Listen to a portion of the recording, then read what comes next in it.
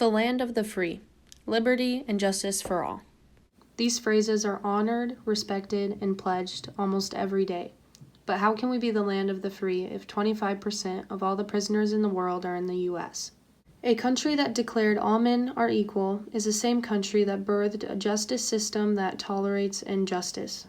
The arrogance and prejudices of our country is what causes these statements that we so profoundly live by to be merely illusions that only give satisfaction to the white man. Ever since the first slave was brought over from Africa, the long line of discrimination, abuse, and racism began in our history. The idea that a man could own another man sparked the first concepts of white supremacy and the discrimination against people of color. The stereotypes that slavery caused, such as black people being thought of as animals and or property, caused the implicit bias that is shown today in our justice system and in society in general. The lack of empathy caused by white supremacy is the main reason that racism is still an issue and is still continuing to show up in our justice systems today. No one is born a racist, it's the rest of the world that places these prejudices upon the people. Racism is a learned behavior, and being more educated on the accounts of slaves in our history can help society be aware of implicit bias and try to improve the way they view different races of people. Racism began with the first thoughts of manifest destiny, which led to the ideology of white supremacy, beginning with Christopher Columbus torturing and raping native people, and later leading to more oppression of the color races such as Henry Stanley. Euro-Americans have always had the upper hand because of their manipulation, violent habits, and force. Henry Stanley was sent by Leopold of Belgium, the second, on a scientific expedition to the Congo in Africa. His expedition was funded as a conquest and glamorized in the media. Although he claimed to be stopping the slave trade, he was actually creating his own country that was ran by slaves.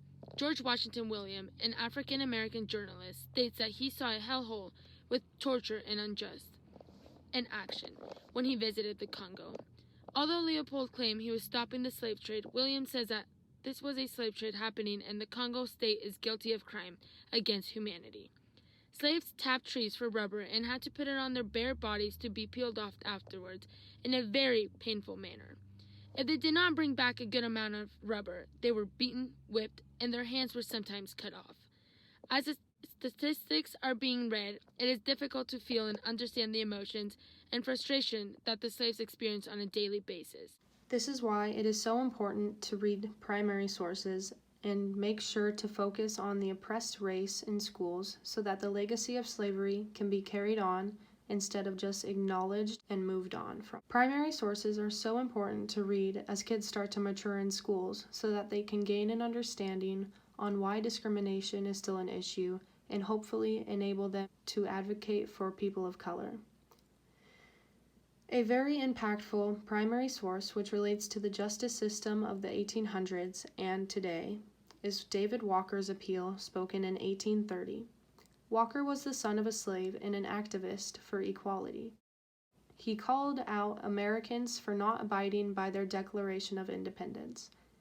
In this appeal, he quotes the Declaration, that all men are created equal, that they are endowed by their Creator with certain unalienable rights, that among these are life, liberty, and the pursuit of happiness.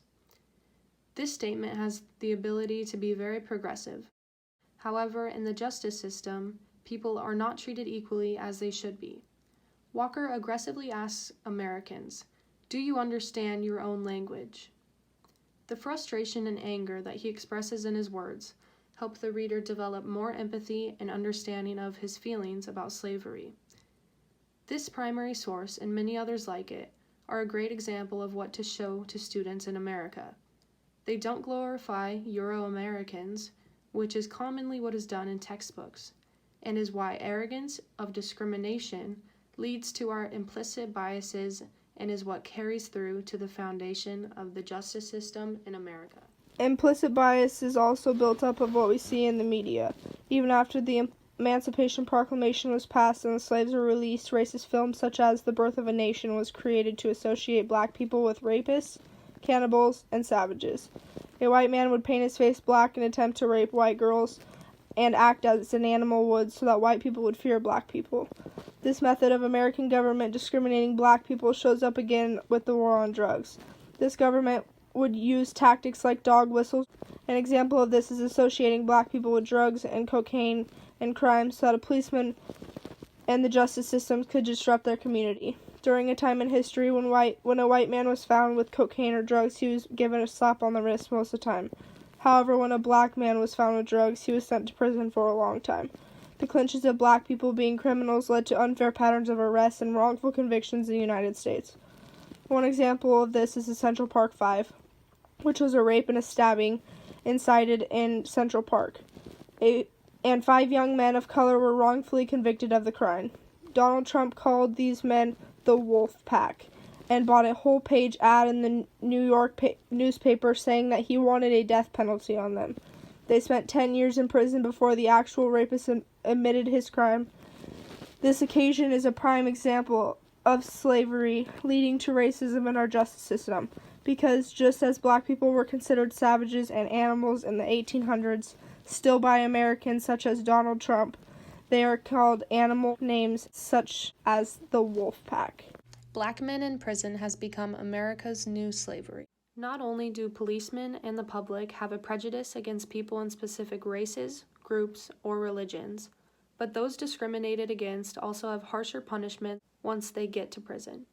According to the National Registry of Exonerations, African American sexual assault exonerees spent 4.5 years longer than white sexual assault exonerees in prison. African Americans and whites also use drugs at similar rates. However, the imprisonment rate of African Americans for drug charges is almost 6 times that of whites. It goes to show that David Walker's appeal is significant again, because all men are created equally. However, our society skews the perception of black people based on outdated and racist standards. A solution to reducing the amount of racism in our society is to change what people see in the media.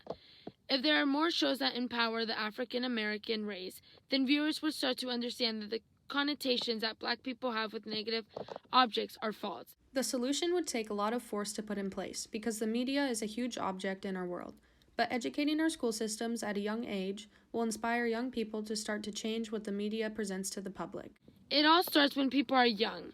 So by presenting primary source documents, films about slavery, books about first-hand accounts of slavery in schools, and learning about the actual history of slavery and white supremacy, it will create a new generation of empathetic and open-minded people.